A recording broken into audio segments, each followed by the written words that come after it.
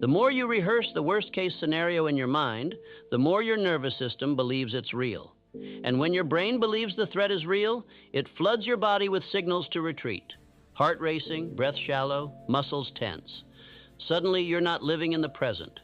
You're imprisoned in a future that hasn't even happened.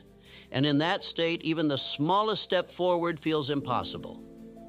But here's the breakthrough. If fear is built by repetition, so is confidence. If fear is a story, you can tell a better one. One where you speak and you're heard, one where you leap and you land, one where you fail and rise anyway. Because the truth is, the mind can't tell the difference between imagination and memory. If you can visualize defeat, you can visualize victory. If you can rehearse disaster, you can also rehearse domination. This is the battlefield, not out there, but in here. And the moment you stop accepting fear's script and start rewriting it, you take back control. You don't have to feel brave to act brave. You don't have to feel certain to move forward. You just have to stop giving fear the mic, because the voice in your head is powerful, but it doesn't always tell the truth. And the biggest lie it tells is that fear is your limit. It's not. It's your signal.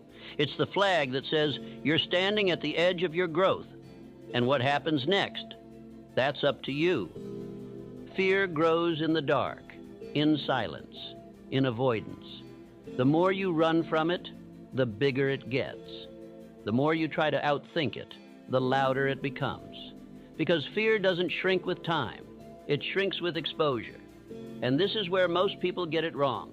They wait for courage to arrive before they take the leap. They wait for the fear to fade before they take the first step. But courage doesn't come before action. It comes because of action. Imagine standing at the edge of a freezing pool. You can dip your toe in, walk away, come back tomorrow, overthink it again, and still feel cold just looking at it. Or you can jump in, shock your system, let your body adapt, and in a few seconds you're no longer afraid. Why? Because you've experienced what your mind exaggerated. That's exposure. It's not about being fearless. It's about being willing to feel the fear and still step forward, willing to look uncertainty in the eye and say, you're not the end, you're the beginning. This is how you kill fear. Not with avoidance, but with exposure. You lean into what terrifies you. You practice the uncomfortable. You make it familiar. And the more familiar it becomes, the less power it holds over you. Speak even when your voice trembles. Show up even when your hands shake. Launch the idea even if it's imperfect. Ask the question even if you fear the answer. That's the work. That's the training ground. Because repetition rewires reality. The first time is terrifying. The second time is uncomfortable. The 10th time is routine. And the 100th time, it's freedom. The people you admire, the speakers, the leaders, the creators, the fighters, they didn't start brave. They started scared. The only difference is they refused to stay that way. They built tolerance to discomfort. They didn't run from the storm. They stepped into it again and again until the thunder couldn't shake them anymore. The truth is, the fear never fully leaves. But you stop flinching when it speaks. You stop shrinking when it rises. Because you've faced it enough times to know it's just a sound. It's just a signal. And it doesn't have the final word. You do. The only way out is through. Through the trembling, through the failure, through the doubt.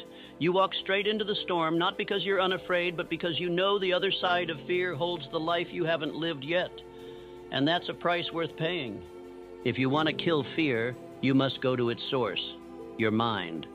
Because fear doesn't start in the world. It starts in your thoughts, in the silent, invisible stories you repeat to yourself. Stories of inadequacy, of danger, of what might go wrong. Stories that play on a loop, shaping your reality without you even realizing it. And here's the truth. If you don't train your thoughts, they will train you. Left unchecked, the mind becomes a battlefield where fear always wins.